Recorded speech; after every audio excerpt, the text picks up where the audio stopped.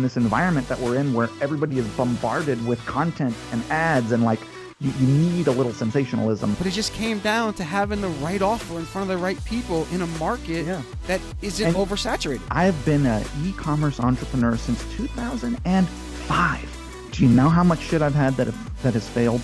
Most of it. Most of it. Today's episode is sponsored by ChatDesk. Many businesses receive a high volume of phone calls over the holidays. ChatDesk helps companies reduce calls by over 10% by deflecting calls to messaging and self-service. If you're looking to reduce the number of phone calls and voicemails flooding your business and lower the cost of customer support, our friends at ChatDesk have the solution for you. Shift your calls to messaging channels such as Facebook Messenger and shift your priorities back to your craft. Join the companies that conquer customer support with ChatDesk such as Vera Bradley, BarkBox, Thinx, and many more.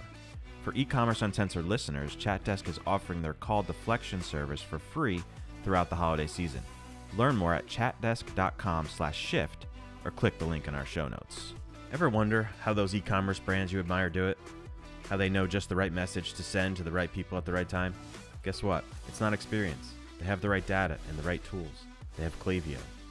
Clavio's data-driven marketing automation platform is sophisticated enough to power those legendary campaigns from the brands you admire, but they made it simple, easy, and fast enough for anyone to use. Clavio helps brands easily create personalized multi-channel marketing campaigns using your most powerful asset, your customers' data. Clavio integrates with all leading e-commerce platforms, helping you use your customer data in real time to send more relevant emails and SMS automations. Plus, building a marketing campaign is drag and drop easy.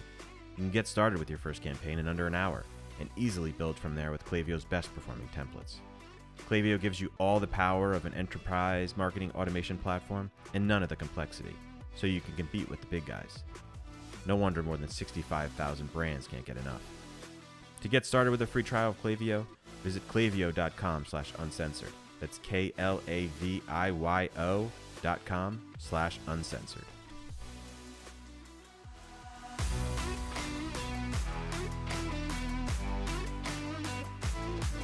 You're listening to E-Commerce Uncensored with Kevin Manel and Jason Caruso.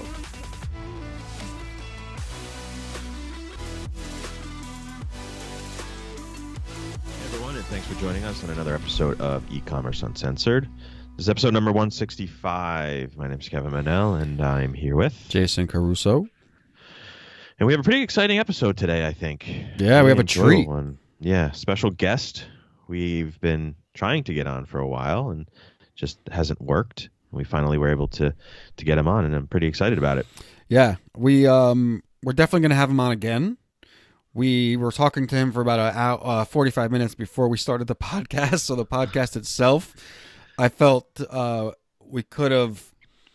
There were so many more directions I wanted to go into that we couldn't get into. So we're going to have him on again when both of our schedules permit. All right. So we're going to be joined with. I don't know if I actually, in the beginning part of this no, you did episode, announced who he was. So right. It's Ezra Firestone. He's got, eight-figure cosmetic brand he's building. He's got an info product in smartmarketer.com, and he's got a software that he used that's built into Shopify. And he owns a big giant, the cosmetic company. And if you're in e-commerce, you know who Ezra Firestone is. So without further ado, let's get into it. Enjoy. Hello, Ezra. It's great to have you. Thanks for being on our show. Hey, man. Glad to be here. Thanks for having me. I feel like we just did a podcast. Yeah. We've been trying to get you on the show, man, for how long? A long time. You guys reached out a long time ago, and I actually really like I see you in my Instagram feed. Instagram is the platform that I use as a social media consumer, and so like when I am consuming content, it's Instagram's feeds or Instagram TV, IGTV, and so I've seen you guys. Facebook knows I'm e-commerce person. I'm an e-commerce person, so they put e-com stuff in my feed, and I think I saw you guys. Ended up following you. It was like, oh, cool e-commerce content. And then every now and again, I'll see one of your bits or one of your little clips, and you just have a good vibe. You're hanging out, talking shit. Pardon my language. Half the time we don't know what the hell we're doing. To be honest, I think the first way we got connected, I think we did a podcast like when we first started, where episode like 30, we talked about like some of our favorite tools that we like to use on Shopify. And we had talked about Zipify, one-click upsells, and we had tagged you in one of our posts. And that's how this whole relationship started. And then we got our Clavio connection, and we were going to the Clavio conference, and it's been a long time coming. Oh, that's right. We were supposed to record it at the Clavio conference that I then didn't show up to. Yeah. I think that's what happened. Yes, you did. Matter of fact, it's funny because we've I know you use Clavio for some of your businesses, and we became pretty friendly with them. They sponsor the show. We go to Boston every year, and one of the girls came up to us. She's like, "Yeah, Ezra's not speaking." We're like, "Huh?" We had no idea. And she's like, "Yeah, something else came up." And they were bummed, man. They were really looking forward for you. I really would have loved to do it. I've been working with them. I was actually in talks to do 2020, and then I guess that's canceled now. Yeah. From what I understand, we go every year. I don't know if it is. I don't want to put any rumors out there. This could be total rumor mill, but it seems like seems unlikely, right? When is it? It's supposed to be like this summer. September. No, it's usually in September. So but didn't they change hoping. it? Didn't they change it to August though, Kev, or something? I don't know. Me neither. I don't remember. I don't know. Well, I hope to see you guys there. But yeah, we totally had this awesome conversation before we started, and I'm like, "Oh, this is great content." We didn't start yet. Right, and then Ezra's like, "Stop recording right now." Like, oh shit. Yeah, I'm sorry. Well, that was confidential stuff. I didn't want to get out there, but I'm happy to kind of rehash any of that we feel like the listeners would be interested in, the valuation stuff, whatever happened to Boom with coronavirus, any of that stuff. Yeah, so I think Ezra, you're obviously it's funny because for the last few years, like you, we've obviously followed you.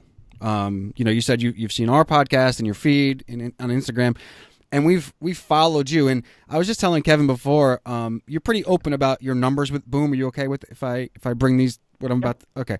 So like one day I see you like, yeah, we're doing 25 million with Boom, and then literally at the next year you're like, yeah, we're doing 75 mil with Boom. I'm like, huh?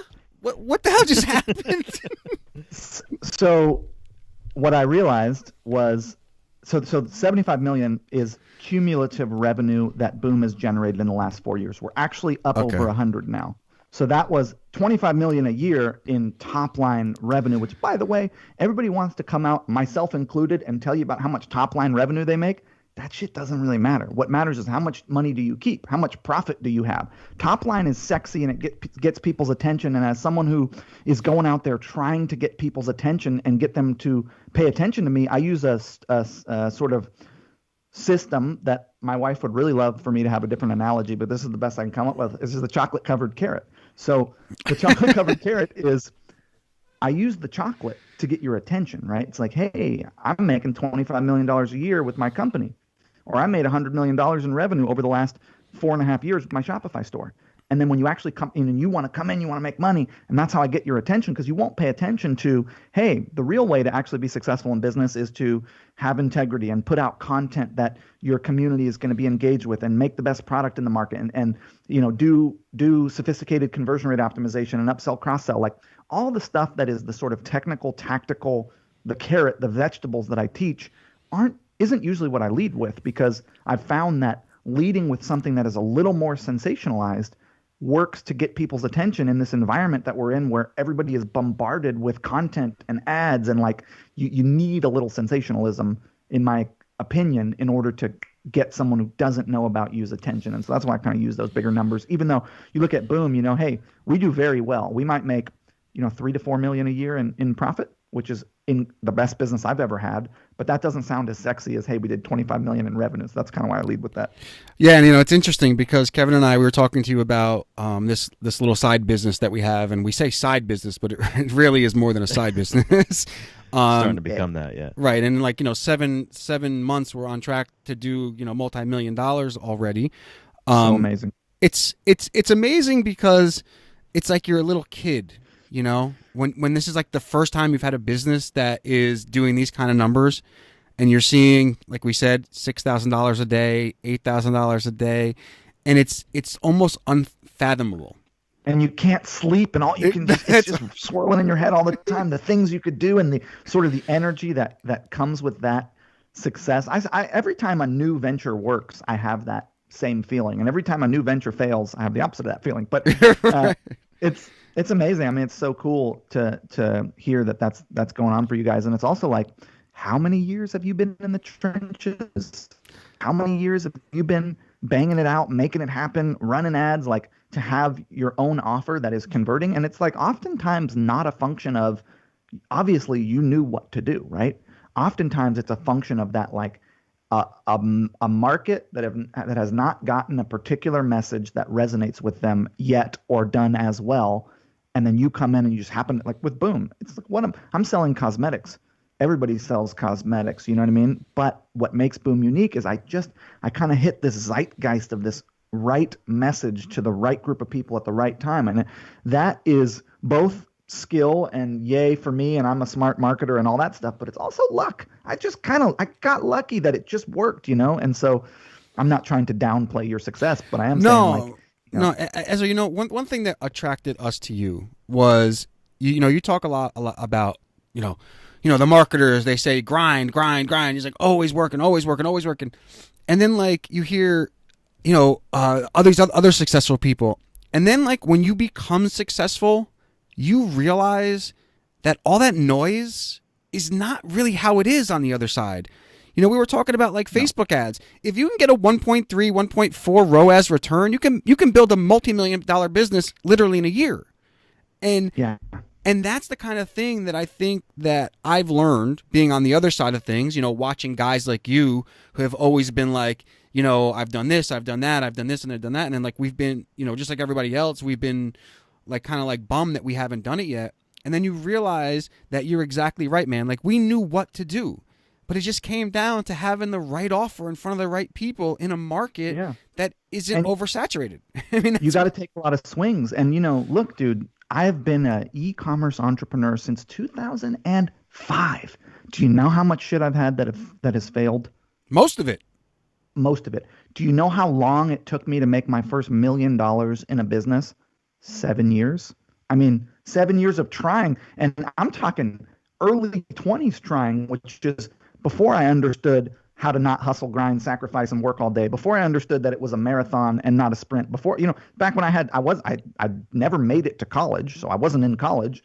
I was working a side job to pay my bills. I was working at a yoga studio. I was doing some e-commerce consulting, but all the rest of my time I was trying to make businesses work. And so, I have all these wonderful success stories, but that's only after, 15 years in the game. You know what I mean? And I feel like what happens with people is they, what do they say? Comparison is the thief of joy. Some to the effect of that, right? It's like, and it's so hard not to compare yourself with everybody in your Instagram feed because you're seeing your peers and you're seeing people's success and you're seeing everybody putting out the best version of their life, when it's like, look, we all have our fears, our anxieties, our struggles with our physical body, our mental, emotional struggles, our struggles in our relationship. Like we all are experiencing the spectrum of emotion from sadness to happiness. And like, this is part of being human. And then what we broadcast to the world is the spectrum that we, how we want to be perceived and how we want others to perceive us. And then I'm looking at that and I'm judging myself in relationship to the shit that I see out there. But it's like, look, everybody is human. Everybody's having the same set of experiences. And really what's going to dictate your own happiness in life is not whether or not you are successful. Look, there's a level at which you have to provide for your family, especially as men, right? We receive the conditioning that if we are not able to provide, we are not valuable. And that is so heavily ingrained in us as guys. It's ingrained in us as heavily as women believe that their value is about how they look, their youth, their beauty, their ability, their sex appeal. Like if women don't feel like they have that, or at least in the eyes of society, they don't feel as valuable. Well, turns out that, if you can figure out how to make enough money to be able to eat when you need to, be able to kind of pay your baseline bills and not be in a crazy amount of debt, which is actually very hard to do. But like, let's say you make $100,000 a year pre-tax in Western society, in most states in America. Let's just go with America. Adding more money on is not going to make you happier. Money can buy you comfort. I can tell you, having gone from poor to now being one of the richer people I know, and I'm talking about, and I'm sweating all crazy. I'm talking about, hand-me-down clothes, school lunches, power going out, water getting turned off, the whole, not having means as a kid to now having means. your actual happiness is not dictated by how much money you make, even though you think it's going to be different once you make more money. But then all of a sudden you make money and you realize you have all the same problems that you had before. It does not fix any of your relationships. It doesn't really fix anything. It allows you to afford yourself more comfort. But if you're not doing the work on yourself to, do your best to show up to your social life in a way that is fulfilling, to show up to your intimate relationships in a way that feels good and put attention on those, to take care of your body. Like if you're not doing all that other shit, it doesn't matter how much money you make. You're hosed. I mean, how many people are rich and miserable and shackled to their jobs that they don't like and slogging it out every day just to make money? It's like, I would much rather be poor and doing something I enjoy than rich and doing some shit I don't like. I mean, I don't know. I'm kind of off on a crazy No, dude, like that's... Today's episode is sponsored by ChatDesk. Many businesses receive a high volume of phone calls over the holidays. ChatDesk helps companies reduce calls by over 10% by deflecting calls to messaging and self-service. If you're looking to reduce the number of phone calls and voicemails flooding your business and lower the cost of customer support, our friends at ChatDesk have the solution for you. Shift your calls to messaging channels such as Facebook Messenger and shift your priorities back to your craft. Join the companies that conquer customer support with ChatDesk such as Vera Bradley, BarkBox, Thinx, and many more. For Ecommerce Uncensored listeners, ChatDesk is offering their call deflection service for free throughout the holiday season. Learn more at chatdesk.com/shift or click the link in our show notes. Ever wonder how those e-commerce brands you admire do it? How they know just the right message to send to the right people at the right time? Guess what? It's not experience. They have the right data and the right tools. They have Clavio.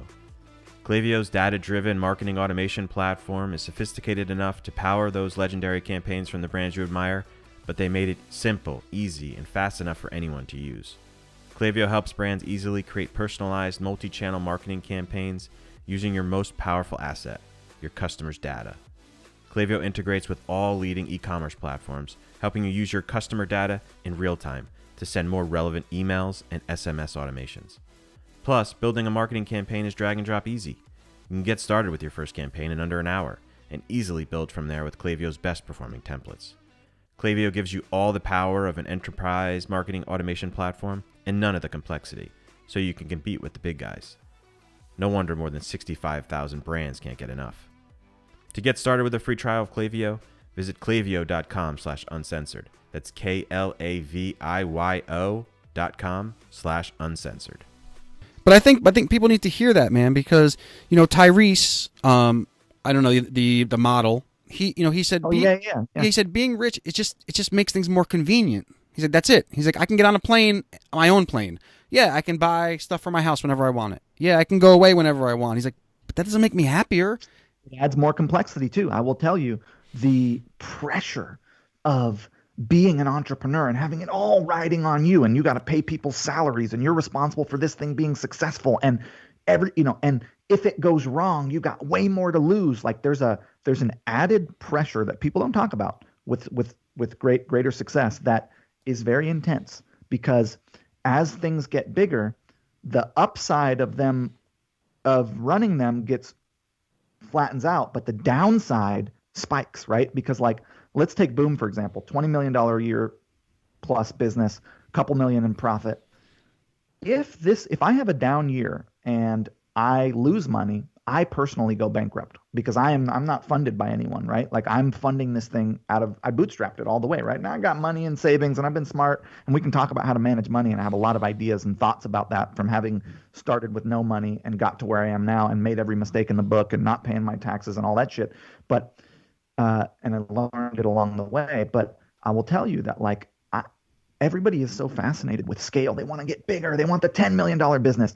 And it would blow your mind the amount of 8 and even 9-figure business owners that I talk to who just wish they could go back to when their business was $2 million a year, $500,000 in profit, 3 employees, low stress. Because what's interesting is as you scale, the amount of profit you make dwindles. Your top line revenue goes up, but you make less profit for the money that you make, and the risk of it all gets bigger. So I actually feel like, I figure my viewpoint, and then I will let you take this, but just keep on this tangent, which is my viewpoint is that the goal in business is wealth creation. It's to enjoy ourselves, to make good products that serve the world, to be profitable. But at the end of the day, also kind of the overarching goal is to create wealth and to use that wealth. And I also label that as resource, to use that resource to take care of our family, to take care of our close-in community, and then use it for causes in the world that we find noble.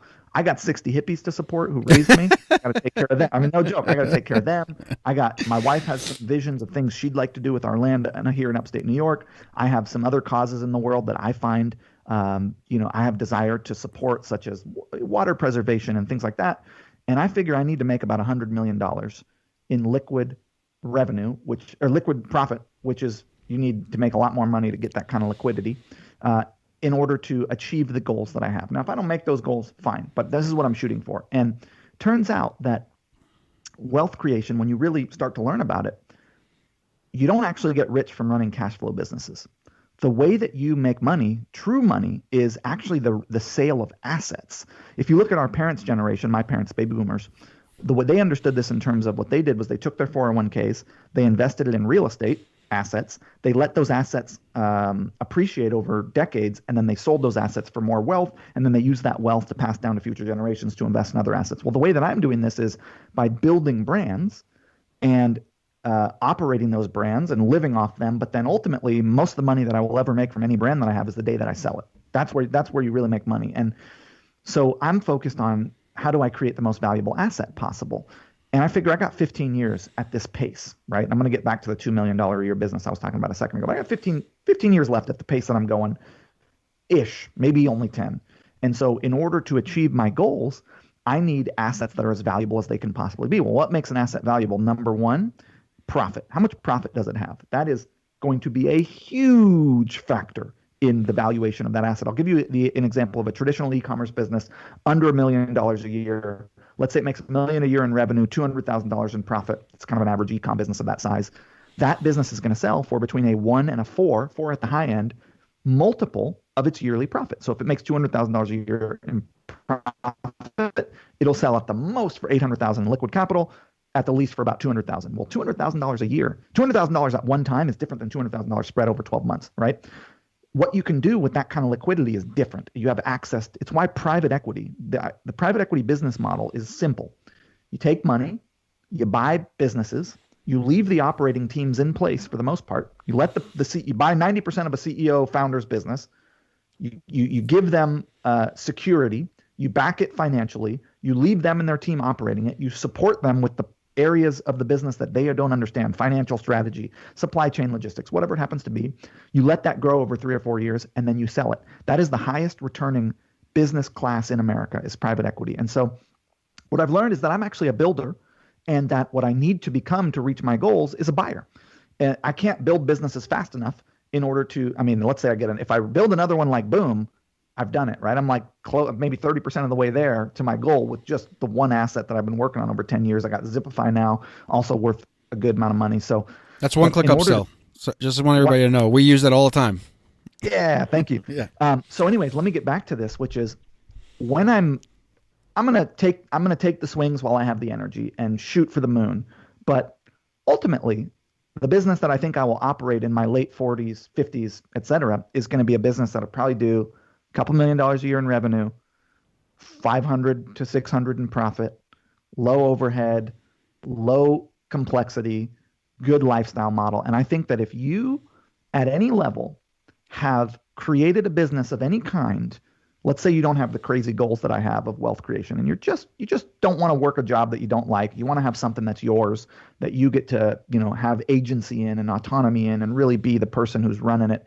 If you can create a business that creates over $100,000 a year in profit, that you don't work in more than 40 hours a week, and that you have full control of, and you are enjoying yourself, doing good in the world, making a good product, and you're profitable, you've won this game. You may not think it because you're sold that you need the biggest business and the most employees and the biggest office space and all this bullshit that is actually overhead, complexity, stress, drama.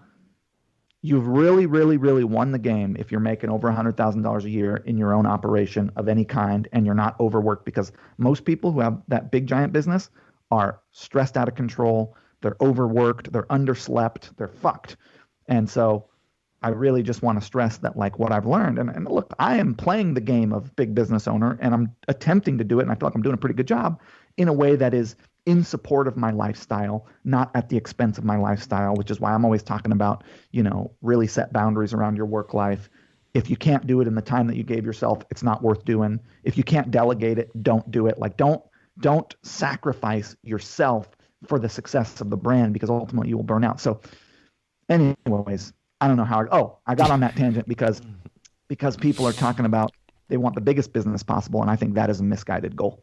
Yeah. Well, I think the biggest thing as far as goal-wise goes for me is that I've learned is like you said, the overall wellness, because I was a fucking lunatic. Like Jason always busts my balls about it. I always had to be in front of my computer because I was like an hourly agency guy. I owned an agency. So it's like if I wasn't at the computer, I wasn't making money. And, Jason at one point had to like convince me to go to my kid's soccer game. I'm like, what the hell is going on? No, here? I said, dude, like, and then if you're not gonna do those things, go work for somebody, because then you can't do them. But if your kids playing soccer down the street, too, and for you, because what I've seen from you is the complete opposite. Like you see the Gary V's of the world, 18 hours a day, hustle all the time. We're like, okay, I got that side of things, and then I got the Ezra side of things, who's like, in the middle of the day, just making a nice coffee with his wife, or like making a weird salad or some kind of weird dish or something, and doing his jujitsu. And I'm like, wow, that seems like the way to go with this. Like just having that overall wellness, social interaction with my family, and that's really the goal of this whole thing. Yeah, and like, look, I am optimizing for happiness because I lost my business partner last year. Boom, like that. You don't fucking know how long you have. You really don't. And I have my team do this thought experiment of like, let's say you died tomorrow. And I know it's heavy and I know people don't want to confront this, but like, let's just, for sake of argument, say you got diagnosed with some rare form of cancer. You only had a week to live. Dude, were you happy with the last 3 months? Like, are you living a life that is bringing you fulfillment? Because if you're not, you've missed the point. Look, I mean, we can all grind and sacrifice and hustle and like, hey, there's sometimes you got to do it, right? If I'm launching if Zipify is rolling out a new feature, I might have a week where I put in 10 to 12 hour days to really try to get that over the line. I am not against hard work. I came from the bottom and I worked my ass off to get here. Like, I understand hard work, but I also understand that at the end of the day, hard work for hard work's sake is not worth it. Like, I want to be enjoying my life now, while I'm living it. Right, because you don't know. Because you're here now. Jason has to convince me to take money out of the business, because I've gone so long with like just, providing for everybody else. The middle of last year, we were like, the agency was blowing up and it was just full of stress, taking care of all the employees, the payroll. And I'm like, having that little money in the bank is just like, it just feels good. It's like a little security blanket. It's like, we got to take some money. We got to enjoy it. Well, we got to enjoy it though, Ezra. We can't just leave it there and watch it and just say, okay, now let's just keep growing it and let's just keep living the same way we're living. Well, one analogy that I give for this is my neuroses around a fridge full of beverages. So we saw the video. So it's like, look, you don't have to think, oh, I got to go buy a boat. No, for me, it's like when I grew up, I'd watch MTV Cribs and I'd see that they'd open, people would open their fridge and they have Lunchables and they'd have all these beverages. I opened my fridge. I never saw any of that stuff. So I always thought, when I make it, I'm going to have a fridge that's filled with beverages. And to this day, I will stuff my fridge full of sparkling water, coconut water, every kombucha, and I open the fridge and every day I feel like I made it. Like I'm experiencing just a little. It doesn't cost much to fill your fridge full of beverages, but for me it does something. It has me feel like I'm doing well, like I've gotten there. Like every day I have that feeling. I have my espresso machine. That's it, $3,000 espresso machine. People think that is insane, an insane amount of money to spend on an espresso machine. But you know what? I drink an espresso every morning.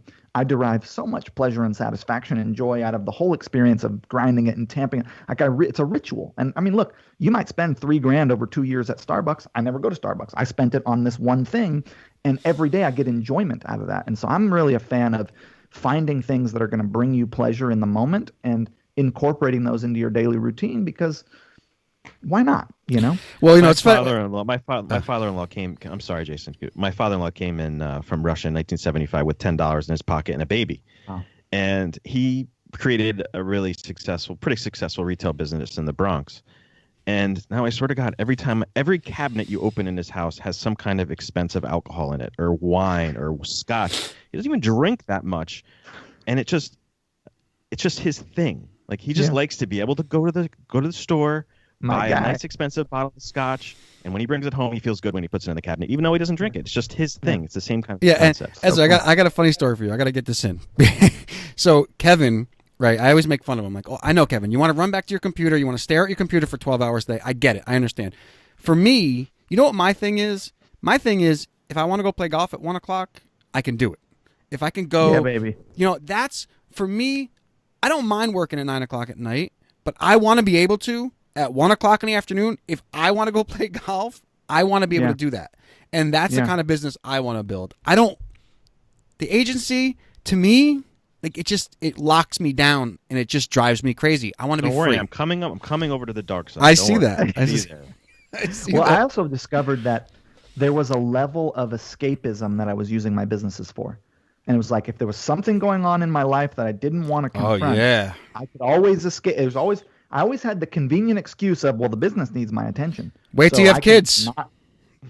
Wait till you have kids, man. That I found that I was willing to use my business as an excuse to non-confront shit in my life. That then when I came back, it was still there. And I was like, okay, well, this is a bad strategy. Because I come back, it's still hanging there waiting for me. So it's like, well, fuck, I might as well just confront that shit now and not run to the business to hide, because I'm not productive then when I'm working in the business, because I'm really actually thinking about this other thing that I'm trying to hide from. So I kind of learned how to play these mind games with myself of like, okay, am I working because I'm like focused and putting attention on something that's actually in the direction of the positive, motion of the business, or am I just trying to not do some, like, for example, we have to move. We're moving in the middle of the pandemic. All right, we got kicked out of this house. It's a rental. So we're packing all of our shit up. It's like, well, we got a month to pack our stuff. It's 2 weeks in. I have not packed anything. I've conveniently had work to do.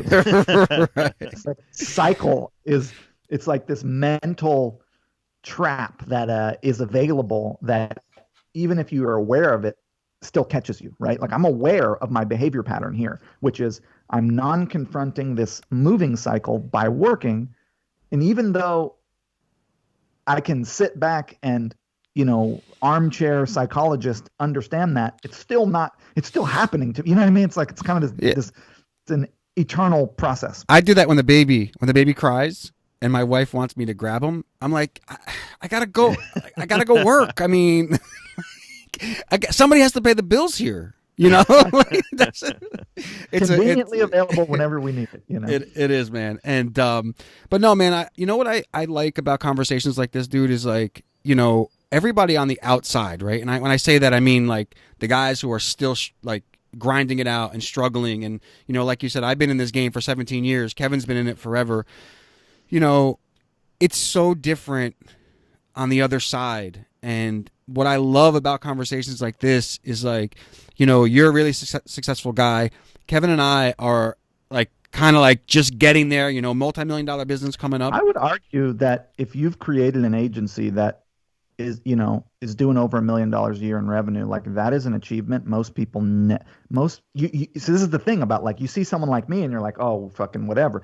But dude, $1 million business, you realize most local businesses, every local business that you shop from, they only do a couple $100,000 a year tops, right? So you have a business off your couch that is bigger than 95% of businesses in America. I mean, it's like, it is a real achievement to have created what you've created. And it's so easy to downplay our own success and look at the thing we made and be like, I don't like it for these reasons. Because everything has its flaws. Everything has its parts that are hard about it. Everything has its things that we wish were different. Like, for me, with services, I could never figure out how to work with clients. I just was terrible at that. And so it's like, but what you guys have built, a following in the e-commerce world, a successful podcast that people listen to and get value from, an agency that pays your bills and that makes $1 million plus in a year. I mean, dude, that is for real. Most people don't create that. I'm just saying. Yeah, no, I mean, and it's true because, we don't, it's hard to think that way when you're listening to these entrepreneurs are like,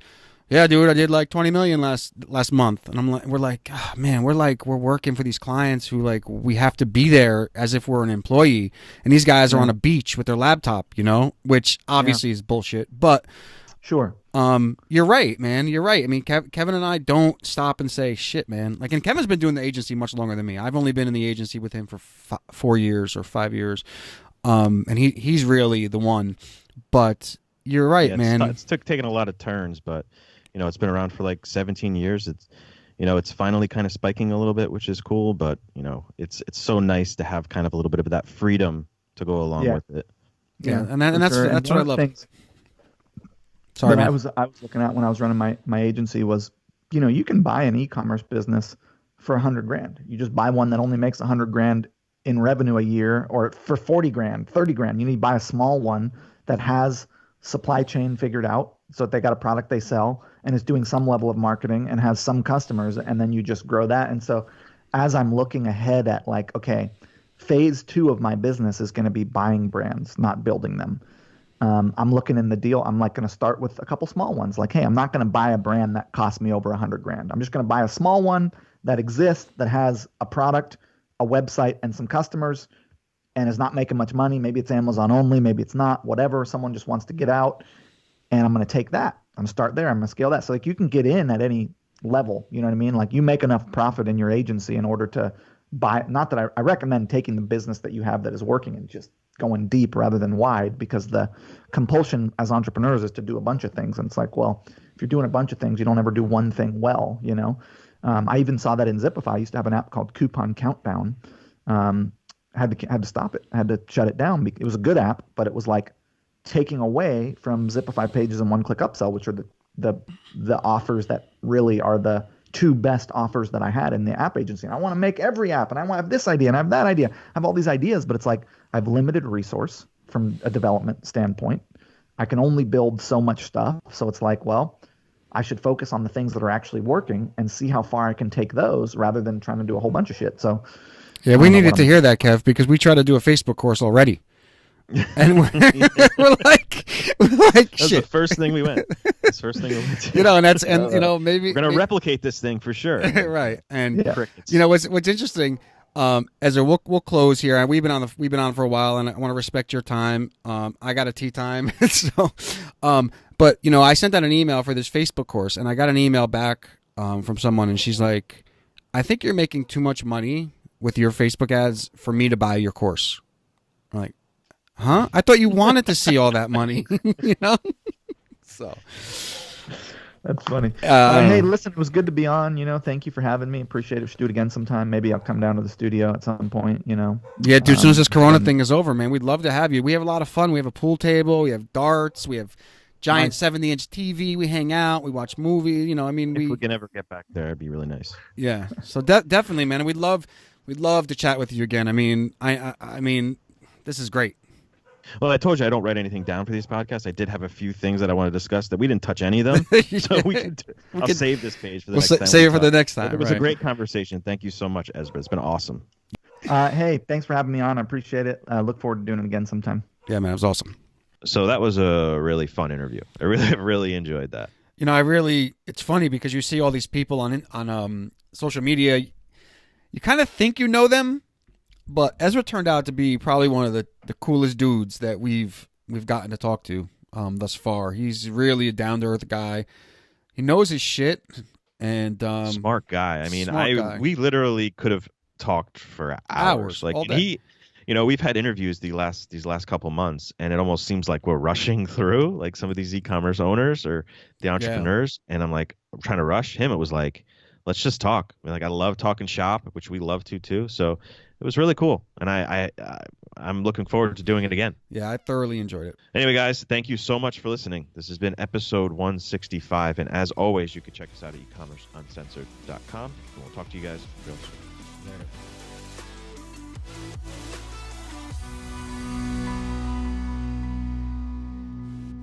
Today's episode is sponsored by ChatDesk. Does your business receive a high volume of phone calls? You can deflect over 10% of your calls to Facebook Messenger and save up to 80% of your support costs.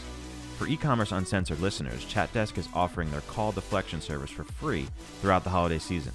Learn more at chatdesk.com/shift or click the link in our show notes. Attention e-commerce founders, entrepreneurs, side hustlers, marketers, and growth hackers. If you're working around the clock to build your dream e-commerce business, you need an e-commerce marketing platform that works just as hard as you do. That means you need Clavio. With Clavio, you'll delight customers and drive revenue at the same time. With personalized email and SMS marketing campaigns, you can design and send in minutes. For more, visit clavio.com/uncensored. That's KLAVIYO.com/uncensored.